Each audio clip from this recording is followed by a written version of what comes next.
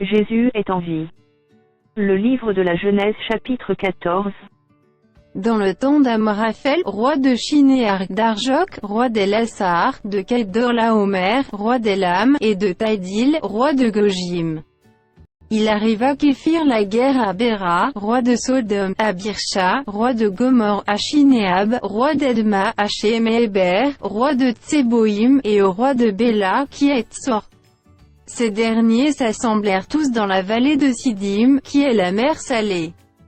Pendant 12 ans, ils avaient été soumis à Kedorlaomer, et la 13e année, ils s'étaient révoltés. Mais, la 14e année, Kedorlaomer et les rois qui étaient avec lui se mirent en marche, et ils bâtirent les Rephaïm à Ashtroth-Karnaïm, les Usim à Ham, les Émim à Shavé-Kirjataïm. Et les Oriens dans leurs montagnes de Séhir, jusqu'aux chênes de Paran, qui est près du désert. Puis ils s'en retournèrent, vinrent à Mishpas, qui est Kadès, et bâtirent les Amalécites, sur tout leur territoire, ainsi que les Amoréens établis à Hatzatson Tamar. Alors s'avancèrent le roi de Sodome, le roi de Gomorre, le roi d'Adma, le roi de Tseboïm, et le roi de Béla, qui est Tsoar, et ils se rangèrent en bataille contre eux, dans la vallée de Siddim. Contre Kedorlaomer, roi d'Elam, Taïdil, roi de Gojim, Amraphel, roi de Shinéar, et Arjok, roi d'Elassar, 4 rois contre 5.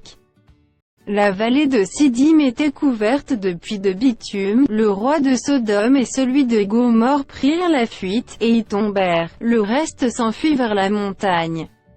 Les vainqueurs enlevèrent toutes les richesses de Sodome et de Gomorre, et toutes leurs provisions, et ils s'en allèrent. Ils enlevèrent aussi, avec ses biens, Lot, fils du frère d'Abraham, qui demeurait à Sodome, et ils s'en allèrent.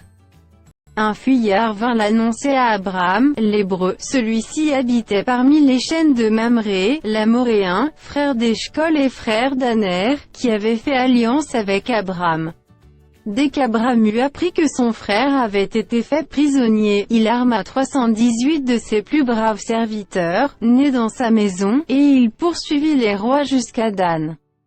Il divisa sa troupe pour les attaquer de nuit, lui et ses serviteurs, il les battit, et les poursuivit jusqu'à Shoba, qui est à la gauche de Damas. Il ramena toutes les richesses, il ramena aussi Lot, son frère, avec ses biens, ainsi que les femmes et le peuple. Après qu'Abraham fut revenu vainqueur de Kedorlaomer et des rois qui étaient avec lui, le roi de Sodome sortit à sa rencontre dans la vallée de Shavé, qui est la vallée du roi.